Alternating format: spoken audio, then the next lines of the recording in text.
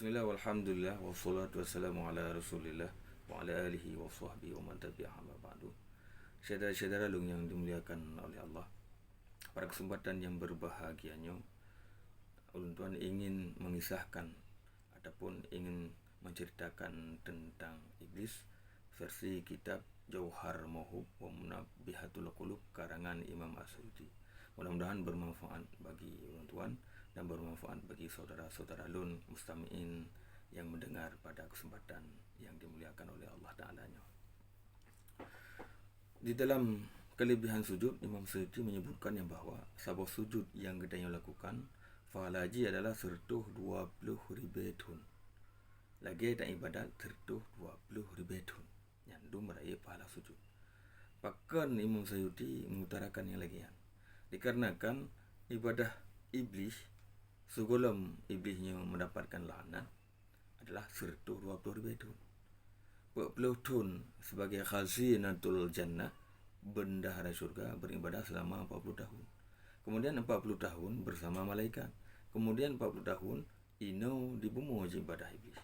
Maka waktu total jid sertuh 20 ribetun. Ini kelebihan daripada sujud yang kita sujud. Gara-gara sujud iblisnya haitim sujud, siga sujud dengan haitim sujud, gadahlah segala amal ibadat yang pernah dilakukan oleh iblis selama sertuh 20 ribetun. Berarti Imam Suyuti berkesimpulan sahabat sujud yang kita sujud yang fahlaji ataupun nilai adalah sertuh 20 ribetun. Cuma akan sampai iblis haitim sujud. So sebenarnya iblisnya dasar roy iblis nanjih bukan iblis, tapi namanya adalah Azazil. Dan riwayat yang lain adalah nan iblisnya Na'ail. Teman tahu versi Jauhar Mauhub mentang, yaitu Azazil. Bahkan Azazilnya gehai dengan iblis. Yang pada buah riwayat yang berhubungan dengan panggilan Azazil diganto jir ke iblis. Yang pertama adalah riwayat malaikat Israfil nekalan di dalam Lauh Mahfuz. Nasiro hamba mutulih dalam mahfud yang beribadah 80,000 tahun. Tetapi nilai ibadah hambanya gada selama 80,000 tahun di ibadat, amalan ibadah ji kedula, kemudian gelaknat oleh Allah Subhanahu wa taala. Bahawa tega kalanya oleh malaikat Israfil gekli. Ya ke? Takut-takut hamba yang mutulih dalam Lauh Mahfuz yang adalah agaknya. Bahawa tega kliknya kedengar oleh malaikat-malaikat yang lain. Sehingga malaikat yang lain ketanya, apakah nak klik wahai Israfil? Kejauh oleh malaikat Israfil dalam Lauh Mahfuz nak mutulih sirah hamba yang beribadah 80,000 tahun, tetapi amalannya ditolak dan dia dilaknat oleh Allah Subhanahu wa taala. Madum-madum malaikat pada dengannya ngekli madum-madum. Jadi cok inisiatif lah li para malaikat untuk gejabah Azazil, untuk dia lagi doa. Bahkan karena Azazilnya itu di dalam masyarakat langit dan masyarakat bumi adalah ahli ibadat, ahli mustajabah doa. Gejaklah para malaikat ba Azazil ya lagi ba Allah, semoga urung-urungnya ataupun malaikatnya baik sampai mendapatkan laknat daripada Allah Subhanahu wa taala. Dan Azazil pun mengadahkan tangannya, dua tangannya. Azazil berdoa kepada Allah, wala takhazab alaihim, ya Allah baik numarahi urung-urung yang mandu. Jadi di Azazilnya berdoa kepada malaikat mandu, teman tua berdoa kepada roh. Ini yang pertama. Sedangkan yang kedua, ada sebuah riwayat yang bahawa Azazil kekalan bak pintu syurga mutulih nasiro hamba yang kamu muqarrabin, yang katotan dengan Allah Ta'ala, membangkang perintah Allah. Hang tempo buat sabuh perintah Allah Subhanahu wa taala. Sehingga bahawa tayan Azazil gemlaki ba Tuhan, ya Allah bahalu laknat ke dihurungnya yang hana tempo buat perintah haron. Maka Azazil melaknat urang yang mutulih bak pintu syurga, hang taat kepada Allah, hang tempo buat perintah Allah, yang ukuran gelaknat di wateji seribetun. Anak depu yang bahawa Azazil yang gelaknannya urang mutulih yang bamde surganya adalah drogero, sehingga yang kagelaknan drogero secara anak depu. Saudara-saudara yang dimuliakan oleh Allah,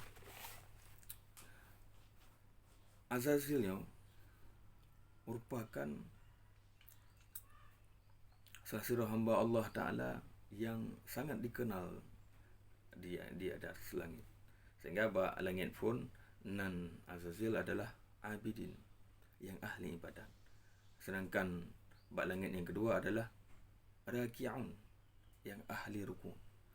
Yang langit yang kelih adalah sajidun, yang ahli sujud. Langit yang keempat khasyi'un, yang sangat khusyuk dalam beribadat.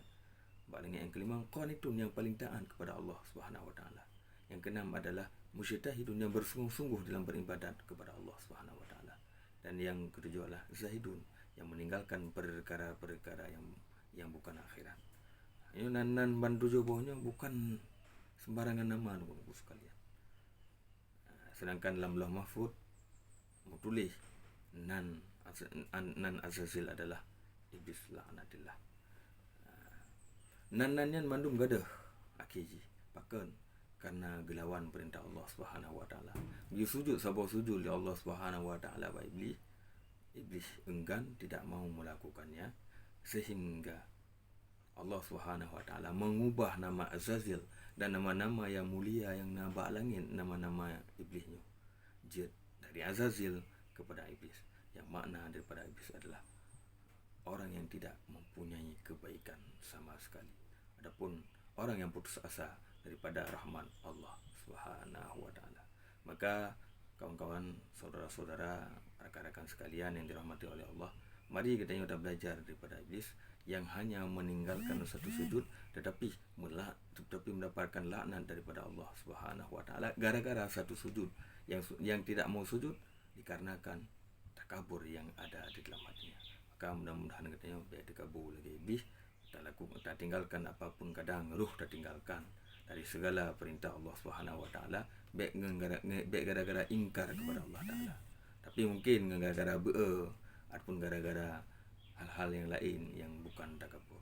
Mudah-mudahan kita belajar daripada iblis menjadi orang yang lebih rendah hati, menjadi orang yang tawadhu, yang berendah terhadap hal-hal yang hana perlu ataupun tak berendah itu dengan orang lain, baik takabur, baik dah hina orang lain. Mudah-mudahan jadi ke ibrah pada kesempatan yang berbahagia ini. Sekalian